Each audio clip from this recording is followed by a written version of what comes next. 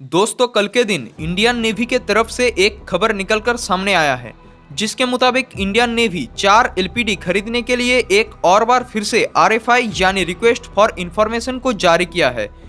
इस आरएफआई के अंदर इंडियन नेवी अपने रिक्वायरमेंट्स को दुनिया के सामने लाया है। इससे पहले भी इंडियन नेवी इसी आरएफआई को जारी किया था, जिस टेंडर को जीता था इंडिया के 2 कंपनी रिलायंस और एल&टी ने, मगर रिलायंस कुछ अपने पर्सनल इश्यूज के कारण इस कॉन्ट्रैक्ट से बाहर हो गया था, जिसके बाद इंडियन नेवी इस कॉन्ट्रैक्ट को स्क्रैप भी कर दिया था। इस घटना के बाद ये भी अंदाजा लगाया जा रहा था कि शायद इंडियन नेवी अब 4 नहीं सिर्फ 2 ही एलपीडी को खरीदेगा, क्योंकि आप दोस्त जानते ही है कि इंडियन नेवी के पास उतना ज़्यादा बजट नहीं है।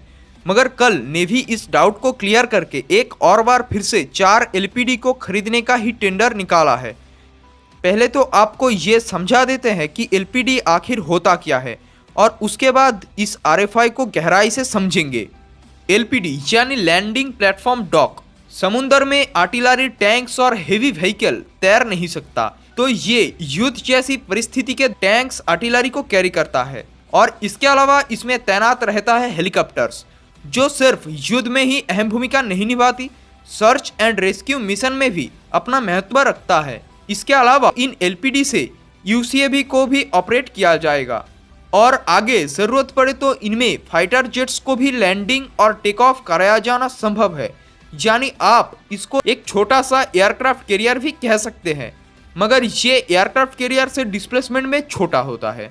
आइए अब इंडियन नेवी के आरएफआई को डिस्कस करते हैं। इन 4 एलपीडीज को कोई भी कंपनी, चाहे वो स्वदेशी हो या फिर विदेशी, बना सकता है, मगर उन सभी कंपनीज को अपने अपने डिजाइन पर काम करना पड़ेगा। यानी इस टेंडर में सिर्फ इंडियन कंपनी ही नहीं उतरेगा। ये सिर्फ शायद इसीलिए किया गया है क्योंकि इंडियन नेवी जानता है कि कोई भी इंडियन कंपनी हर डिफेंस इक्विपमेंट मैन्युफैक्चरिंग में कितना डिले करता है, और इस कॉन्ट्रैक्ट को साइन होने के 5 साल के अंदर ही कंपनी को पहला एलपीडी इंडियन नेवी को डिलीवर करना पड़ेगा। इंडियन नेवी के द्वारा जारी किया आरएफआई में इंडियन नेवी ऐसा एलपीडी चाहता है जिसमें 6 main battle tank, 20 infantry fighting vehicle, 40 tracks और 52 लाइट और मीडियम वेट के टैंक्स ले जाया जा सके। इसके अलावा ये एक साथ 16 हेलीकॉप्टर्स को कैरी करने में सक्षम रहेगा, जिसमें 2 हेवी लिफ्ट, 12 स्पेशल ऑपरेशन और 2 आरयूएवी ऑपरेट किया जाएगा। इन एलपीडीओ से एक वक्त पे 4 हेलीकॉप्टर्स को सिमुल्टेनियसली ऑपरेट किया जाना संभव होगा, और ये एलपीडीज अपने सुरक्षा में 16 सरफेस टू सरफेस और 32 सरफेस टू एयर मिसाइल को कैरी करेगा। फिलहाल ये टेंडर अभी पेपर पर ही है। अब इसके आगे कंपनी इस आरएफआई के रिस्पॉन्स पे आरएफपी को जारी करेगा। उसके आगे कई सारे बातचीत के बाद ये काम शुरू होगा। इसी के साथ इस वीडियो को यहीं पे ख़त्म करते हैं। अगर वीडियो पसंद आए तो लाइक और चैनल को सब्सक्राइब जरूर करें। आप आगे अपने स्क्रीन पर इन एलपीडीज के वीडियो देख सकेंगे। स्वस्थ रहिए। जय हिंद।